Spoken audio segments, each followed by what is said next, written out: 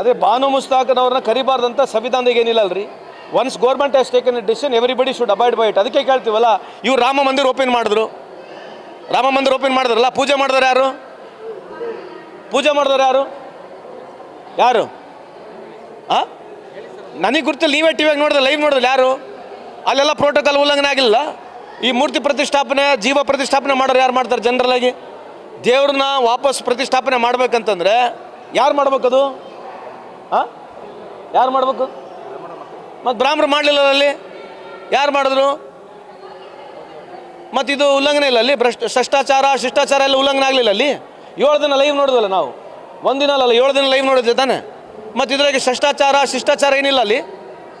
ಅಲ್ಲ, ಇನ್ನು ಮುಂದುಗಡೆ ನಾವೆಲ್ಲ ಬ್ರಾಹ್ಮಣನ ವ್ಯವಸ್ಥೆ ಬಿಟ್ಕೊಂಡ್ಬಿಟ್ಟು ಇನ್ಮೇಲೆ ಪೂಜೆ ನಾವೇ ಮಾಡಿಬಿಡ್ಬೋದಾ ನೀವು ಹೇಳೋ ಲೆಕ್ಕಕ್ಕೆ? ಅದೇ ಹಿಂದೂ ಧಾರ್ಮಿಕದ ನಾವು ಕೂಡ ನಾನು ಕೂಡ ಪ್ರೌಡ್ ಹಿಂದೂ.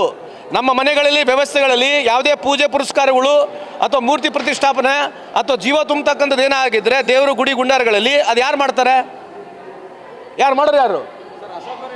ಫಸ್ಟ್ ಇದನ್ನು ಮಾತಾಡೋಣ್ರಿ. ಫಸ್ಟು ಅಶೋಕ್ ಸಾಹೇಬ್ರ ಆಮೇಲೆ ಮಾತಾಡೋಣ. ಇದನ್ನು ಕೇಳಿ ಅವರಿಗೆ. ನೀವು ಮೋದಿ ಸಾಹೇಬರು ಇಷ್ಟೆಲ್ಲ ಶಿಷ್ಟಾಚಾರ ನೀವು ಮಾತನಾಡ್ತೀರಿ, ವಿಚಾರವಂತರಾಗಿ ನೀವು ಮಾತನಾಡ್ತಿದ್ದಾಗ ಮತ್ತು ಅಲ್ಲಿ ಯಾಕೆ ಮಾಡ್ಬೇಕು ಅವರು?